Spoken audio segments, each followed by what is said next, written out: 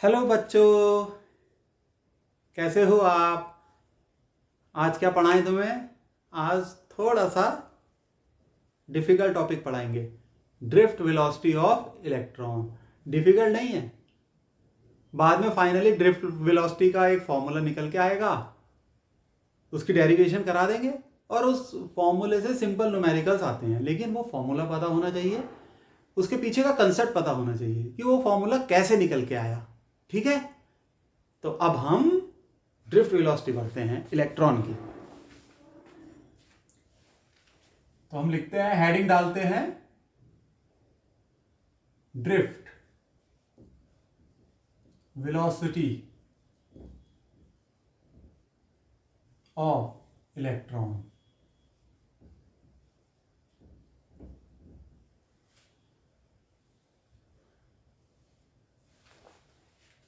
आइए एक कंडक्टर बनाते हैं। एक ये कंडक्टर है,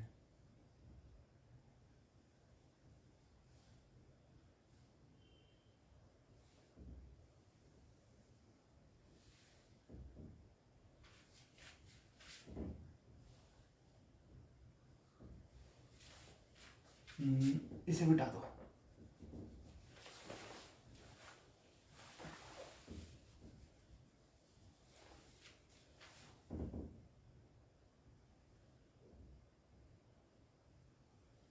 ये गया, ये बड़ा सा कंडक्टर बनाएंगे।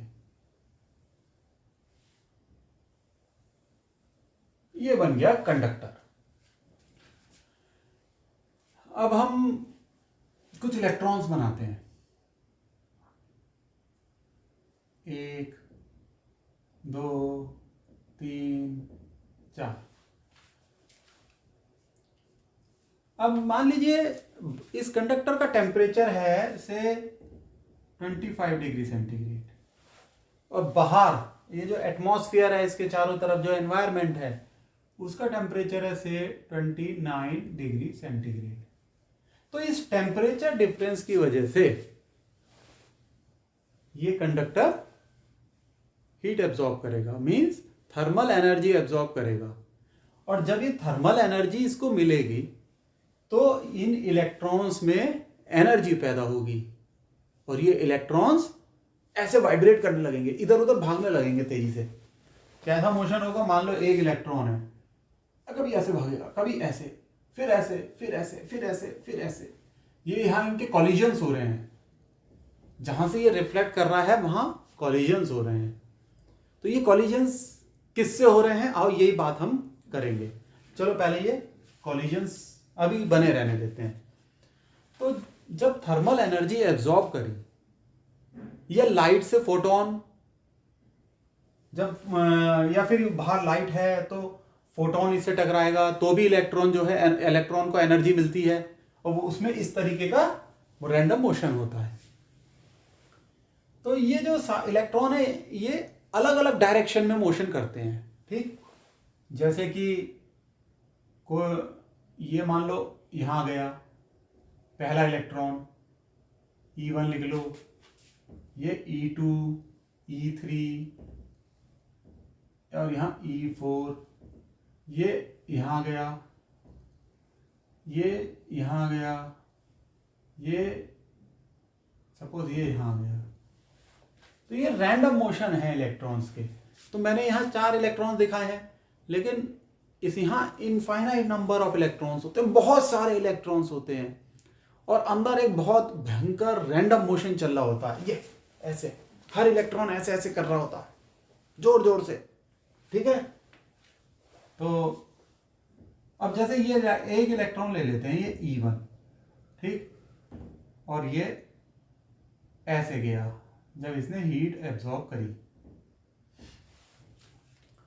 तो इसके अंदर एटम्स हैं, ये फ्री इलेक्ट्रॉन्स हैं और कुछ एटम्स हैं। तो सपोज ये एक एटम है,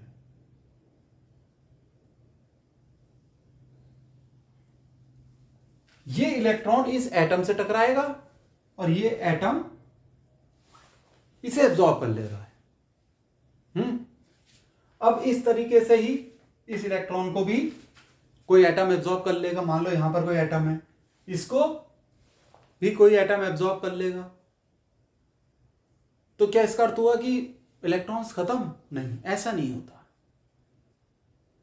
मतलब आप अगर ये सोच रहे हो कि सारे इलेक्ट्रॉन्स को तो एटम्स एब्जॉर्ब कर लेंगे तो इलेक्ट्रॉन्स खत्म, इलेक्ट्रॉन्स का मोशन खत्म, नहीं, ऐसा नहीं होता है। अब देखो क्यों।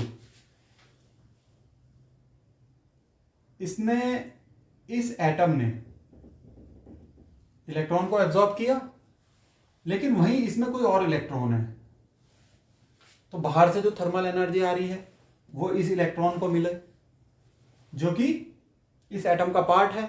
तो जब इसको एडिशनल एनर्जी मिलती है, ये एटम को छोड़ देगा,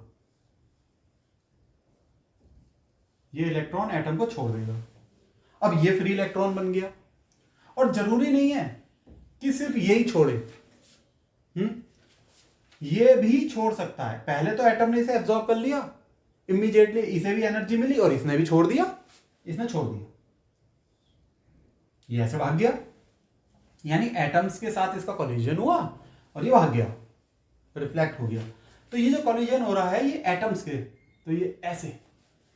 अच्छा, ये इतना रैंडम मोशन होता है, इतना फास्ट होता है, मतलब 10⁵ मीटर पर सेकंड की स्पीड से इलेक्ट्रॉन ऐसे धार धार धार यूं, कभी ये टकराया, ये।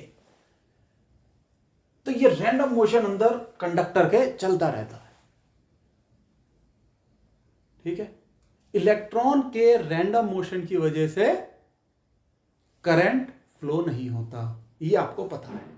करंट का फ्लो होता है जब इलेक्ट्रॉन एक स्पेसिफिक डायरेक्शन में मूव कर रहे होते हैं। तो ये जो इलेक्ट्रॉन की इनिशियल वेलोसिटी है, मान लीजिए u1, ये u1 वेलोसिटी क्यों है?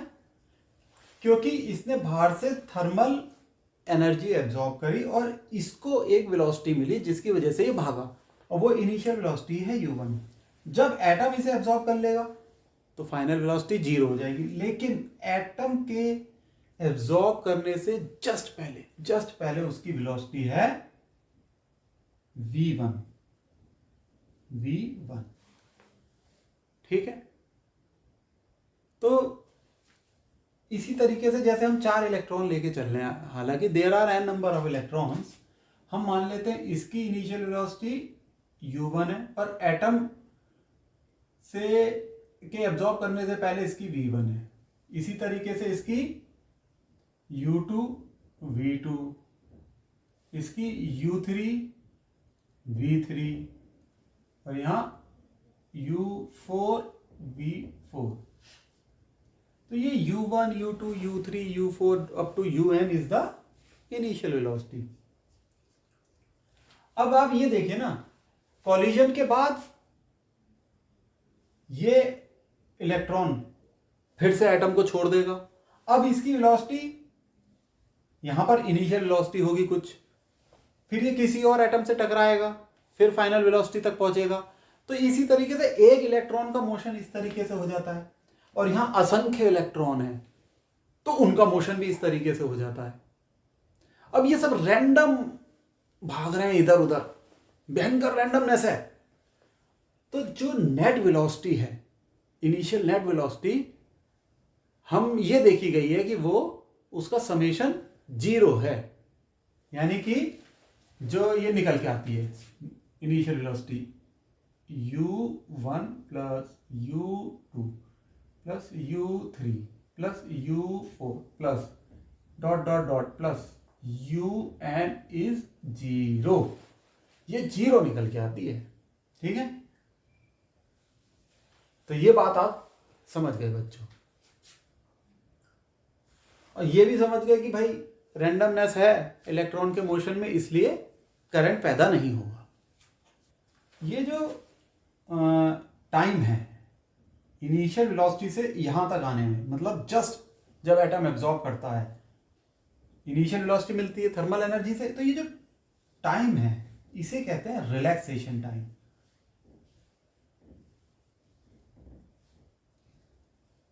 Relaxation time.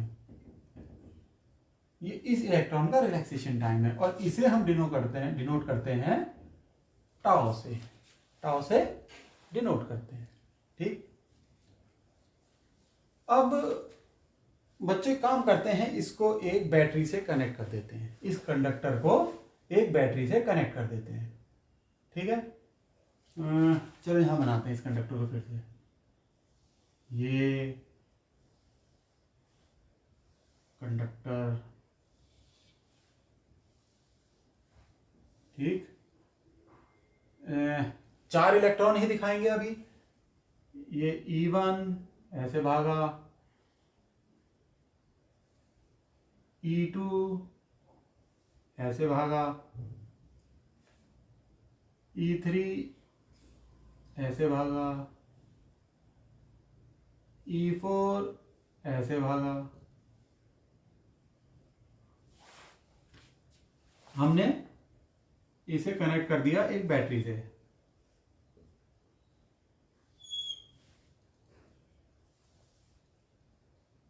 बैटरी से कनेक्ट करके क्या हुआ, बैटरी से कनेक्ट करके क्या हुआ, एक इलेक्ट्रिक फील्ड जनरेट हुआ। किस डायरेक्शन में, ये पॉजिटिव टर्मिनल है, ये निगेटिव है, तो इलेक्ट्रिक फील्ड इस डायरेक्शन में डेवलप हो गया।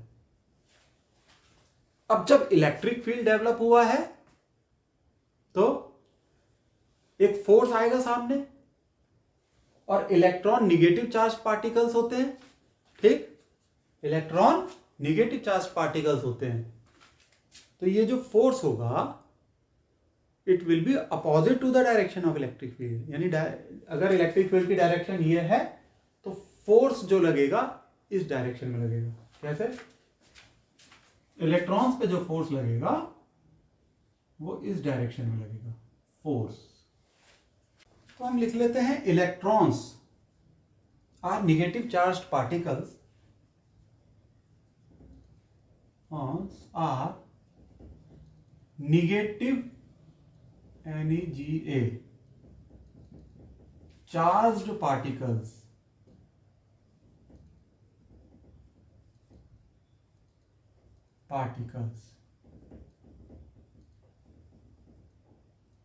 therefore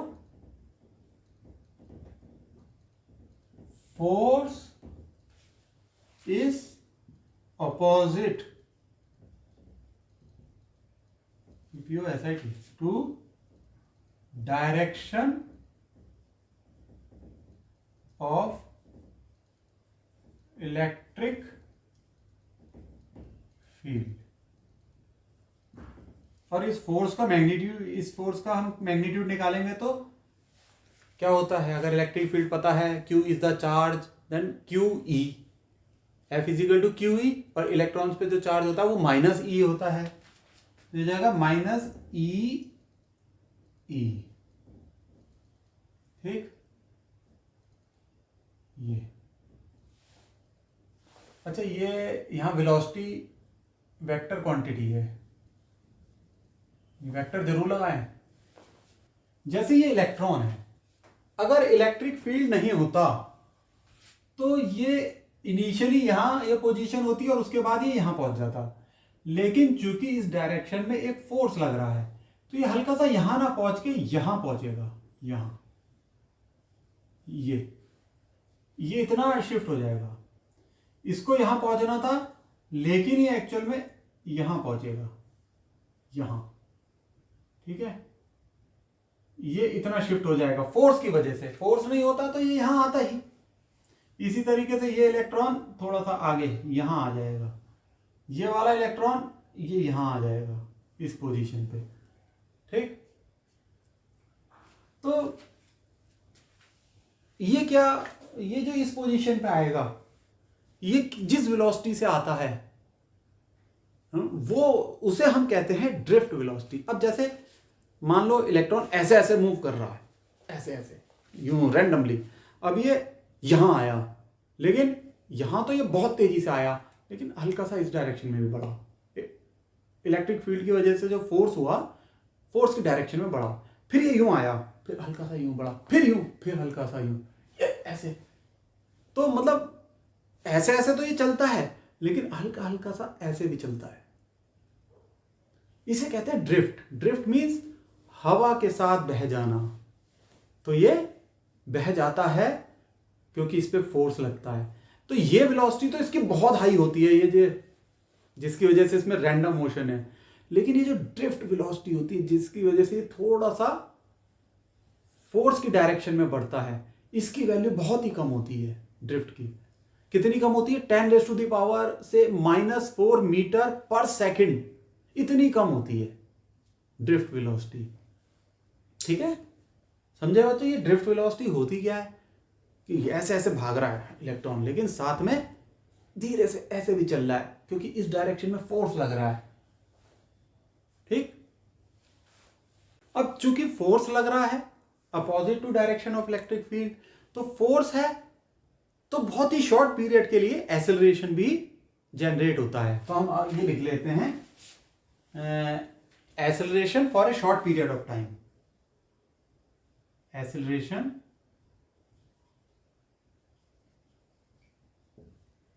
due to force F, इस वाले फोर्स की वजह से, for a very short period of time. A is force upon mass. ठीक, m is mass of electron, it is minus E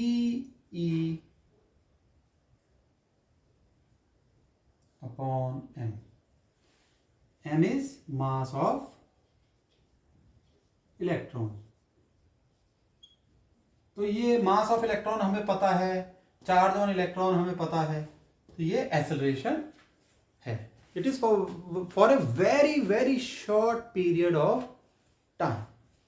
ठीक बच्चों, बिल्कुल सही हो गया। अब आप देखो, U1, हम एक इलेक्ट्रॉन की बात करते हैं, इनिशियल वेलोसिटी ऑफ इलेक्ट्रॉन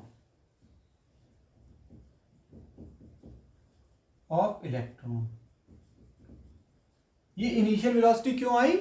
क्योंकि इलेक्ट्रॉन ने बाहर से थर्मल एनर्जी एब्जॉर्ब करी और एक इनिशियल वेलोसिटी उसे मिली और वो मूव करने लगा रैंडमली किसी भी डायरेक्शन में। अब V1 is final velocity of electron. तो ये जो V1 है, it is just before absorption of electron in the atom. यहां आके एटम में एब्जॉर्ब हो रहा है, तो भाई एब्जॉर्ब होने के बाद तो वेलोसिटी 0 हो जाएगी, लेकिन उससे जस्ट पहले की वेलोसिटी। ठीक, तो ये हम लिख लेते हैं, just before absorption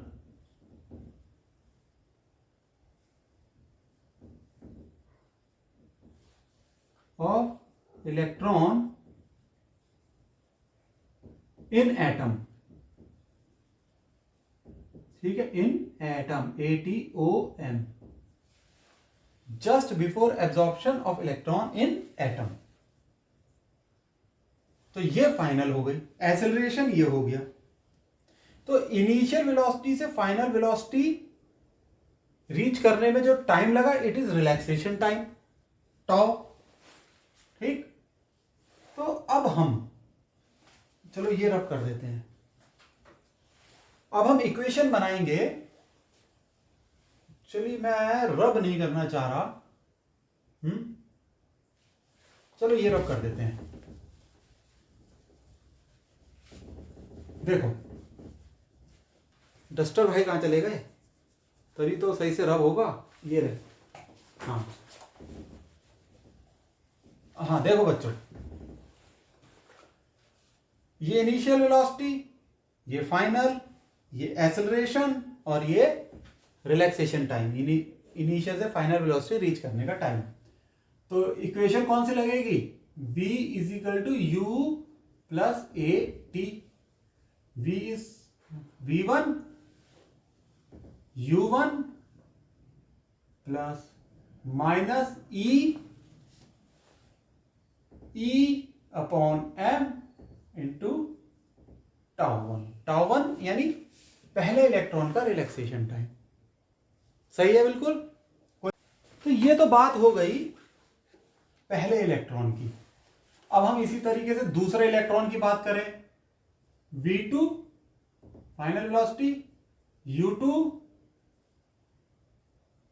plus minus E upon M, ये एक्सेलरेशन टाउ टू।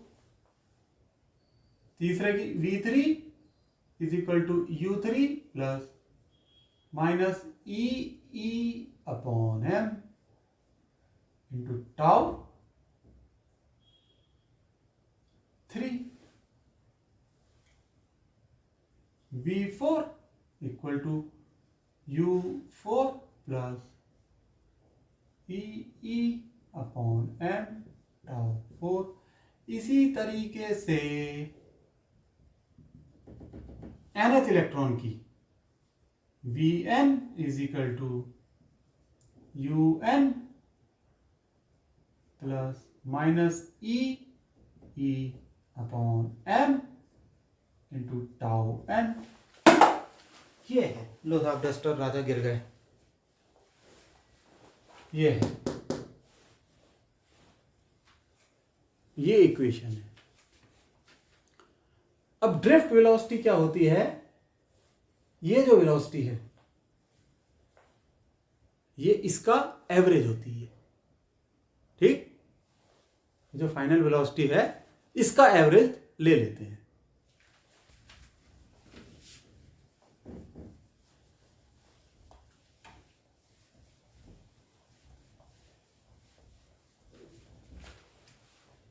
अब आप ये देखिए, drift velocity is the average of v1 plus v2 plus v3 plus v4 plus dot dot dot vn। तो एवरेज है इसलिए divided by n, number of electrons. अब इसको लिख लो, v1 क्या है, इधर ऐसा आ जाएगा u1 u2 u3 u4 plus dot dot dot un।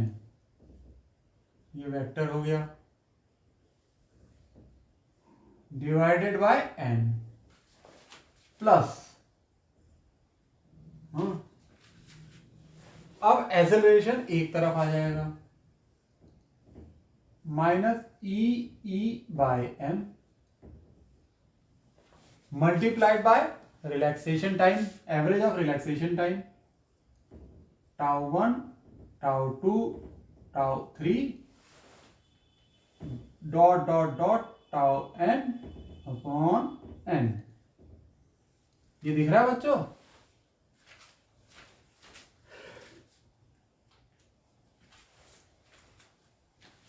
अब आप देखो vd इक्वल टू, ये क्या है, इनिशियल वेलोसिटी का समेशन, जो जिसमें रैंडमनेस है, हाईली रैंडमनेस, इसलिए इसको इक्वल टू 0 लिया है, तो ये टर्म तो 0 हो गया, माइनस ई बाय एम। सही है, ये कहलाता है average relaxation time. Average relaxation time, जिसको हम लिखते हैं टाउ एवरेज। सही है।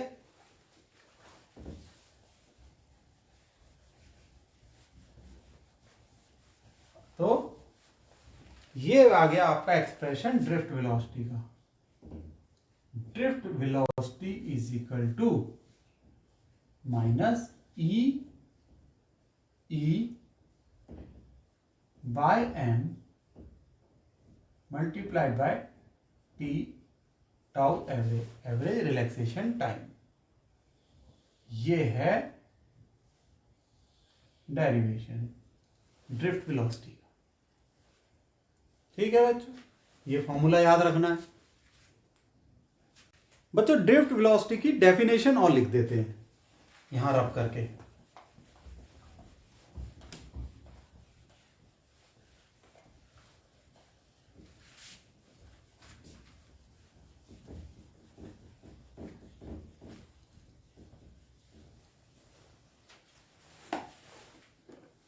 ये रेड मार्कर से लिखेंगे, ठीक।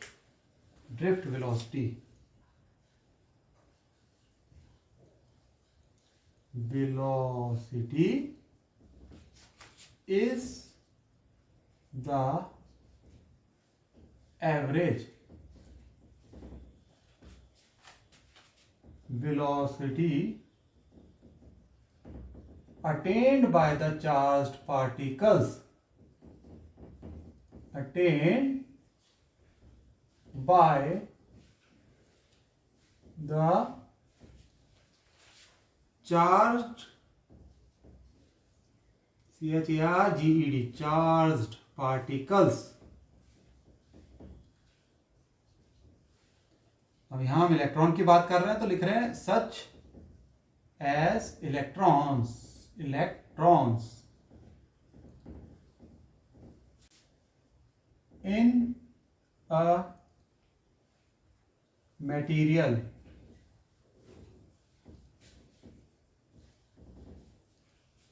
due to an electric field,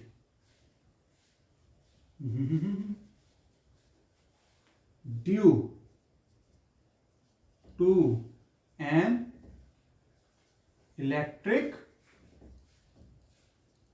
field। ठीक हो गया,